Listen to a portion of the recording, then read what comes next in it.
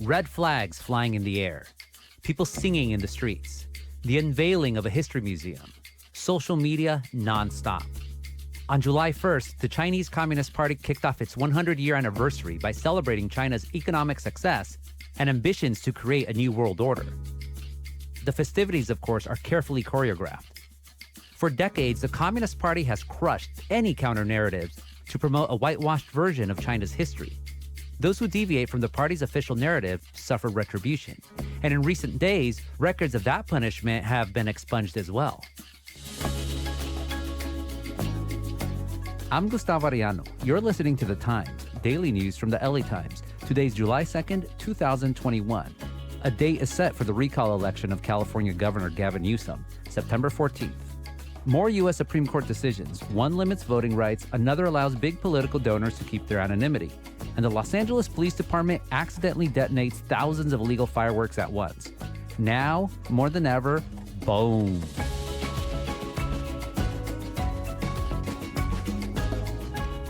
Today, the second episode of our two-part series on the ascendancy of the Chinese Communist Party and the young people who try to fight against it.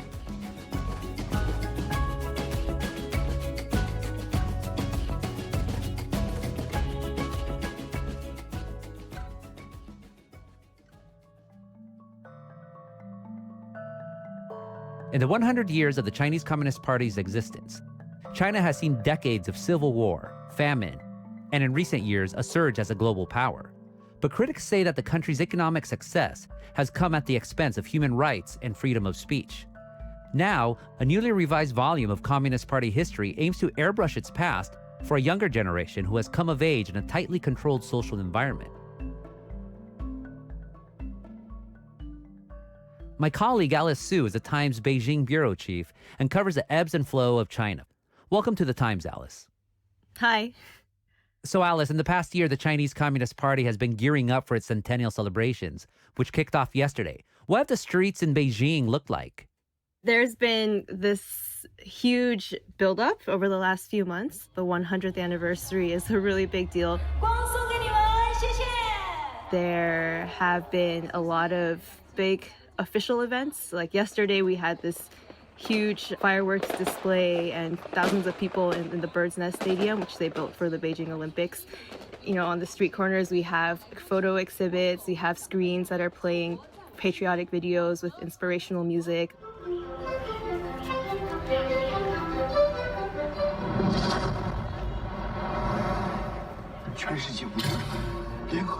Last Friday, I was, walking around Beijing trying to observe what was happening. I went to Sanlitun, which is the trendiest shopping area in Beijing, and it's known as the place to see and be seen. Usually there's a lot of street photographers taking pictures of young people, and there's these big high-rises in the background. But now, in the middle of Sanlitun, there is this exhibit. It's a celebration of, 100 years of rejuvenation. And what I saw there were people lining up around the block to go into this little exhibit where they could take pictures of themselves kind of posing like they're on a high-speed train or they're, in a little village, and it shows kind of the change that's happened. And then later that night, I came back to the same area, and there was basically a patriotic pop concert. So you had this huge crowd of people waving their cell phone lights in one hand and waving party flags in the other hand. There was this one song in particular that has become very popular in the last few years. It's called 我和我的祖国.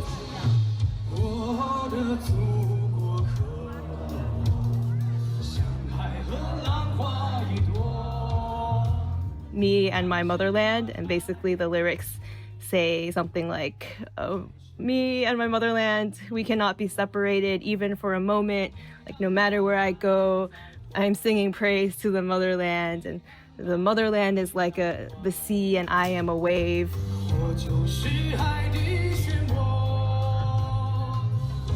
The waves are the sea's children, and the sea supports the waves. So kind of these very patriotic, or you might say nationalistic themes.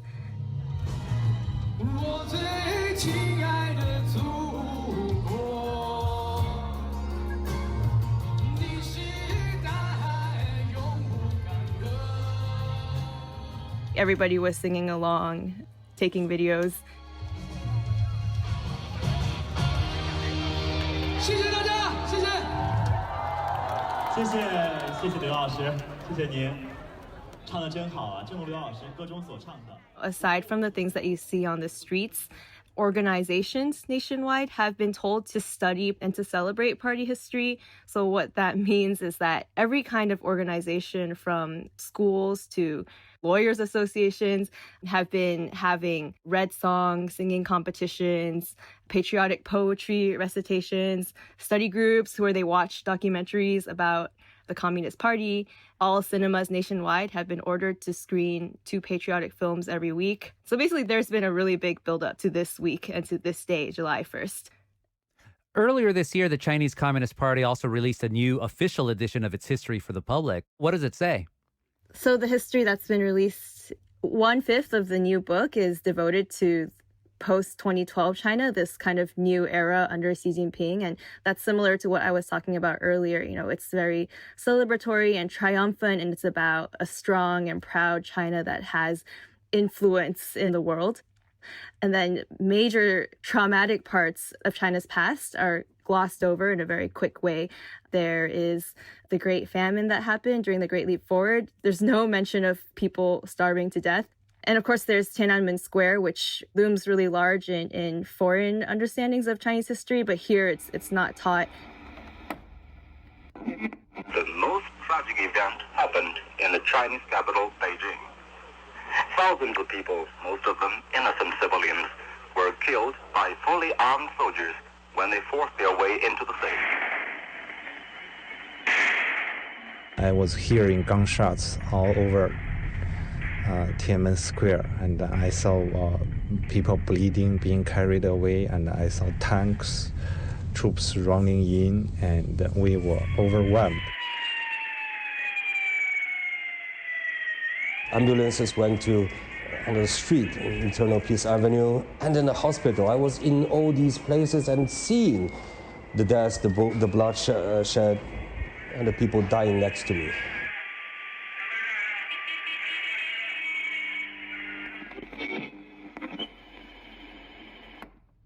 It is mentioned in the book, but it's mentioned as, you know, there were these counter-revolutionaries creating trouble and it was quickly dealt with. So there's no mentioning that protesters were killed. This history that skims over the dark parts and skims over the parts where mass suffering happened, that's what's being taught in schools as well. And that's kind of been the theme of this patriotic education that was instituted after 1989 when the June 4th incident occurred. So for a lot of young Chinese people, particularly those who were born from the 1990s onward, their experience of China is very different from the experience of older generations, people who lived through, say, the 60s, 70s, and 1989. So, you know, their lives are getting better and better. China's getting richer and richer, stronger and stronger. And at the same time, the education they get and the information system that they're in, it is all about just, you know, why we should be thankful and proud that we have come so far. And also, at the same time, why the rest of the world is really struggling, falling apart. That's heavily affected the current generation of young people and created this nationalism that is heavily on display right now. But at the same time, you know, that's not all young people in China. There are exceptions, and there are actually, unexpectedly, there are many individuals who, despite all of these restrictions, despite the censorship and the control and the surveillance, they are doing what they can to try to remember the actual history that happened and to document ongoing history as it happens today.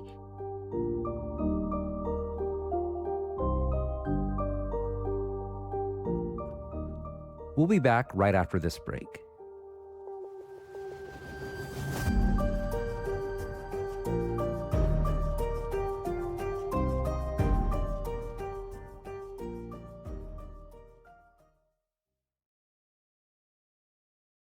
So, Alice, you recently reported on young people in China who are trying to push back against the official state narrative on the history of China. What are these people doing?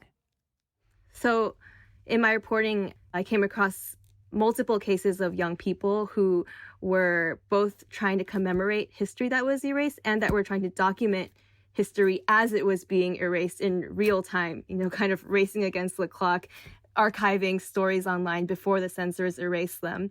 And one of those examples was a pair of young programmers named Chen Mei and Cai Wei. What they were doing is they were keeping censored articles about the COVID-19 outbreak on an archive on GitHub. They were detained in April last year, and they have been in detention for more than a year. So I couldn't speak to them directly, but I interviewed Chen Mei's older brother, Chen Kun, who is currently in France studying for his PhD. Yeah. Oh, you don't need the video, just the audio, yes? Okay, no problem. I'm not tired, I think that's you.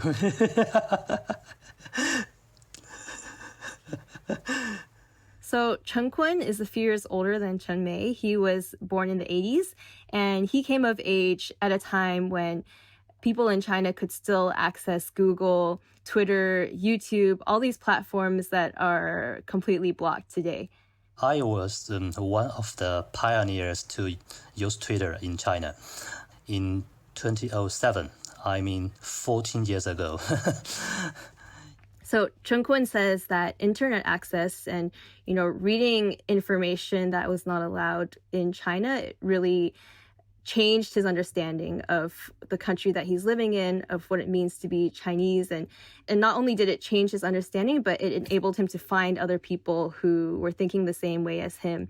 So from his exposure to the internet, Chen Kun first learned about the censored history of China, and then he found inspiration to kind of, do something about the society that he's in today. I was a college student when I used Twitter. Both Twitter, Wikipedia, and some other social media. My social teachers for me. I knew a lot of the real history, the social events, the social movements in China. Totally different from what happened in China. I mean, in my daily life. So eventually, Chen Kun became involved with this organization called Li Ren, which kind of means like to establish a person. And what they did was they were making these rural libraries in rural areas, and they also ran the summer camp for young people. And what they wanted to do was to encourage Chinese young people to think about who they were as citizens and what they could do for China.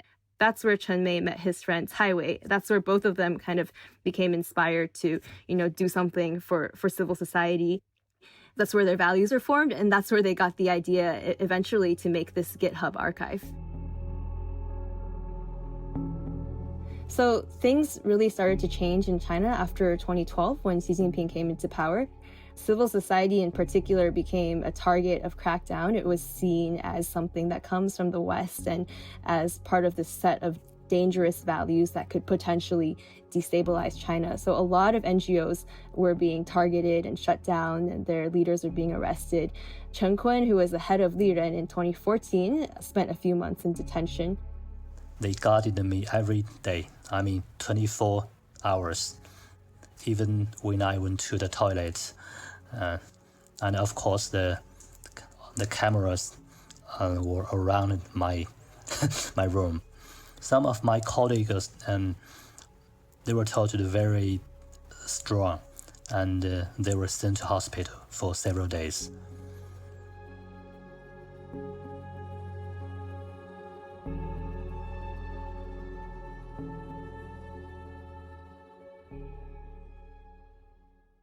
Despite the crackdown on civil society, both the brothers remained idealistic and they kept trying to do what they could within the boundaries, not going out and protesting and asking for political change in that sense, but kind of doing what they could. So Chen Kun is a little more outspoken, more of an activist, but Chen Mei, his younger brother, he says he's more of an introvert. He's more of a nerd, he says. I think he's a shy guy, a nerd. He likes the computer science, so most of the time I think he works alone. So Chen Mei, he wasn't somebody who would go out on the streets and demand change. He's not a confrontational guy, but he was very good at tech. And actually, a few years prior to the pandemic, Chen Mei and Cai Wei, they started this archive on GitHub. It was called Terminus 2049. And their idea was just basically, we should document what's happening in China outside of the official narrative. So what Chen Mei and Cai Wei were doing was they were keeping copies of all the deleted articles, and they were also running a discussion forum where people could talk about what was happening. So they were documenting labor protests, they were documenting the Me Too movement in China. And in January 2020, when the pandemic hit and when Wuhan went into lockdown, Chen Mei and Cai Wei shifted to COVID-19. 新增确诊病例34例，全都为境外输入病例。 China health officials say the source of the new type of coronavirus has not yet been found, and they don't fully understand how the virus is transmitted. 武汉连续3日，湖北除武汉连续16日，湖北以外省份连续9日无新增本土确诊病例。 This new virus is really a threat to human beings. So nobody knows what the disease will spread in other areas of the world. They started saving all these articles that were being written about the initial lockdown, the sense of fear and confusion that was in Wuhan. And a lot of the things that they saved actually were not opinion articles, and they weren't essays by dissidents. A lot of the things that they saved were articles written by Chinese state media journalists who risked their lives to go into the pandemic, before it was called a pandemic, to go to this, unknown outbreak of this deadly virus that was killing people. And so Chen Mei and Cai Wei, they were keeping an archive of that history. They wanted the rest of the world and they wanted later generations to be able to see it. What does it mean? What is correct? The government defines the correct. So this is what I think why my brother did is important, because he doesn't have the right to define what is correct. He just archived them. We can imagine that for the future generation, if they want to study about the COVID-19, the lessons we learned, they need more and more data, real data and stories to study, but not the only official narrative.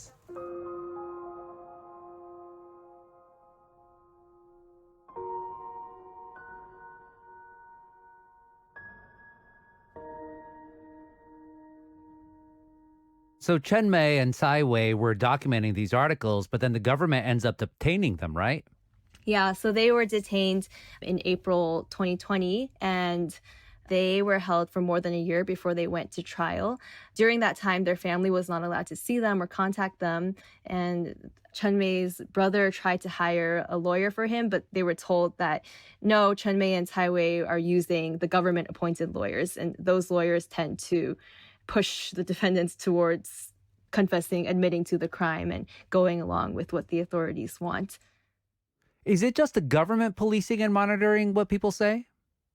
Actually, it's not. So something that everyone I interviewed wanted to talk about was there is a change happening in Chinese society that is very worrying for them. And it's not just that there's constant police surveillance and monitoring of your devices and your speech and your action. But now with this rising wave of nationalism and with many, many years of information control, there is an increasing trend, too, of people monitoring each other.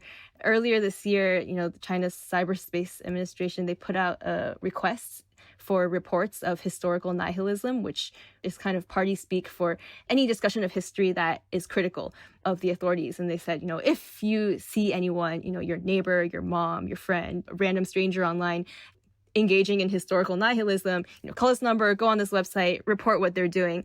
And from the official statistics, we can see that mutual reports on political speech have gone up. So this is something that activists like Chen Kun are worried about. First of all, they are nationalists. They love the country, even the party.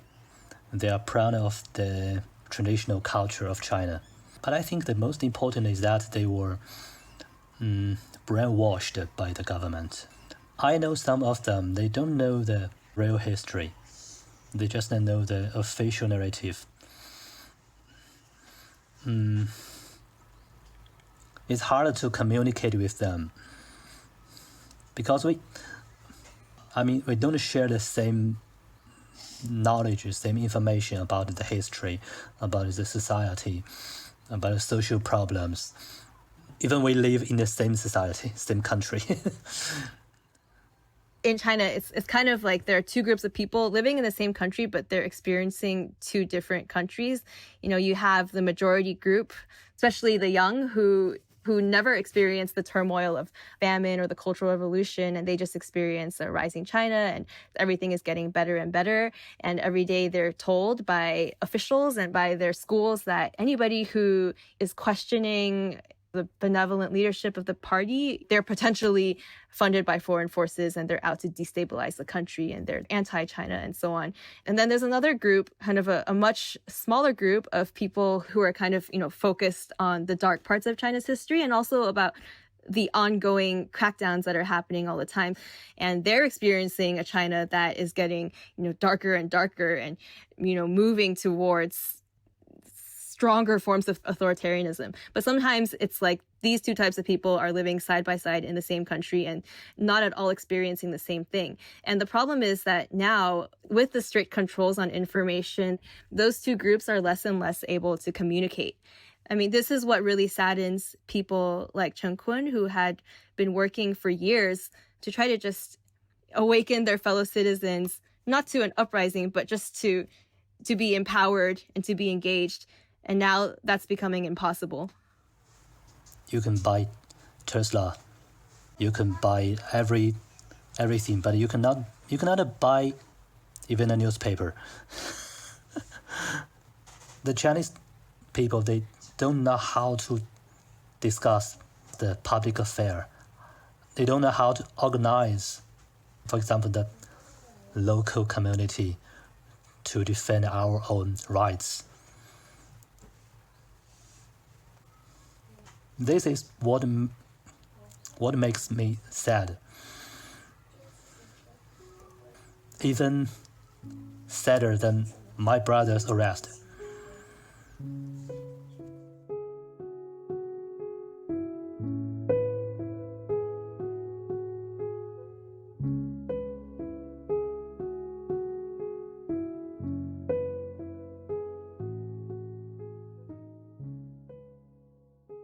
Alice, so China's reached a stage where anyone who has documented history that doesn't fit with the official Chinese government narrative has been arrested or fled abroad? Well, sometimes it does seem that way. And when I speak with people like Chen Kun or online archivist in my story, they speak about how hopeless they feel because it does seem like those are the only two options. You need to go abroad or you're going to end up in jail.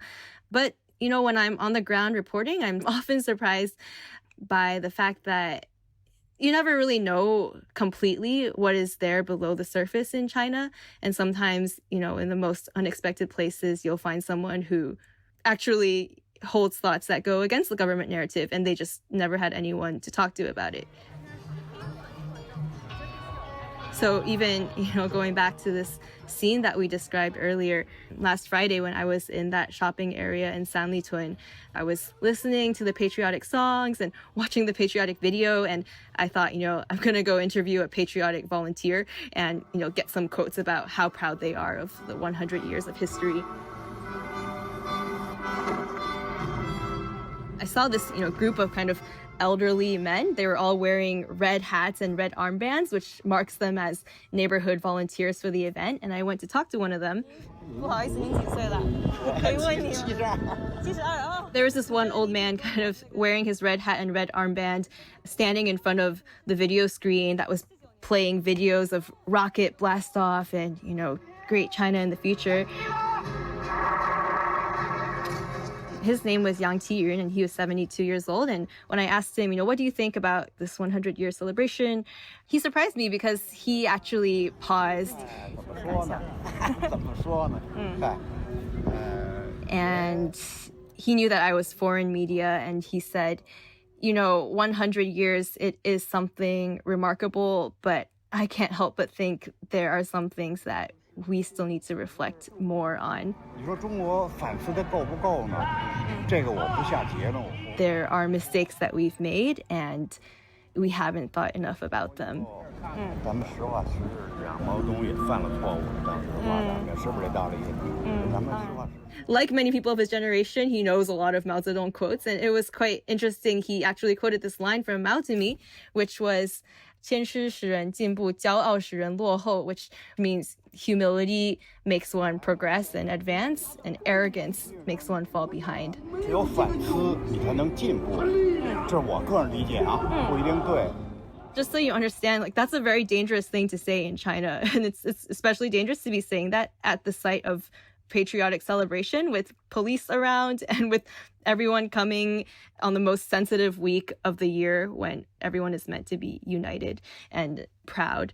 I chatted more with Yang, and he told me, he was sent to Heilongjiang province when he was young during the Cultural Revolution, when a lot of youth were sent to remote rural areas to work.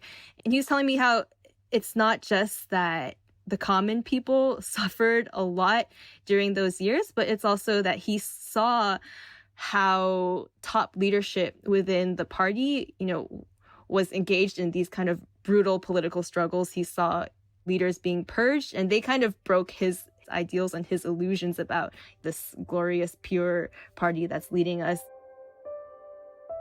I think he and many people of his generation, when they saw the kinds of factional struggles and mutual purges that were happening, they realized this is really about power. But he also said, I'm thinking like this. I'm not sure if it's correct, but I just can't help thinking we need to reflect more.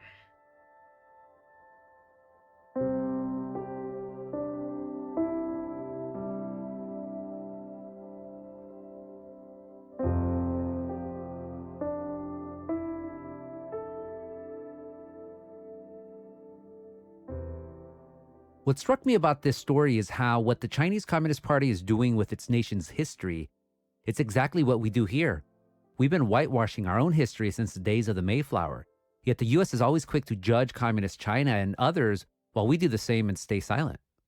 I think what has struck me during my reporting is that, amid all this competition between the U.S. and China, we kind of see a lot of very similar rhetoric coming out of both sides. Essentially, the U.S. and China are competing right now to prove, who has the better system and who can be a stronger country based on their type of governance. And for China, at least, it's very much about showing, obviously, it's us. Obviously, it's the Communist Party. We are so strong. We are so united. We are able to get rid of COVID. We're able to now send rockets into space. And a lot of the focus is on achievement and accomplishment. But while reporting, I think what struck me was just that the people that I meet who actually lived through that past are not so fixated on a type of strength that's defined by skyscrapers and GDP and military might.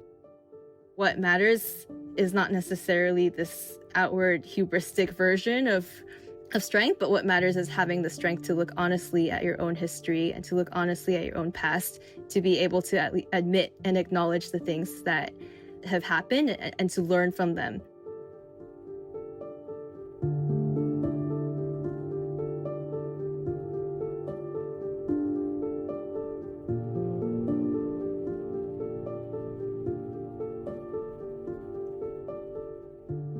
Thank you so much, Alice. Thanks, Gustavo.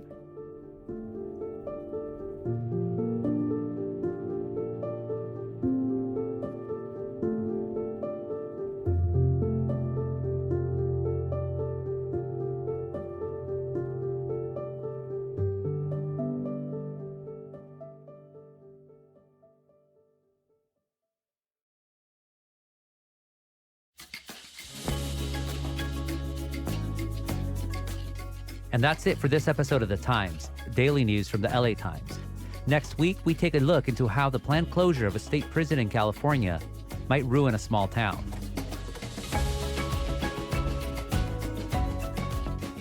Our show is produced by Shannon Lin, Stephen A. Cuevas, and Denise Guerra. Our executive producer is Abby Fentress Swanson. Our engineer is Mario Diaz. Our editor is Shawnee Hilton. Our intern is Ashley Brown, and our theme music is by Andrew Eapen. Special thanks to Jeffrey Fleischman. I'm Gustavo Arellano. We'll be back next week with all the news and desmadre. Gracias.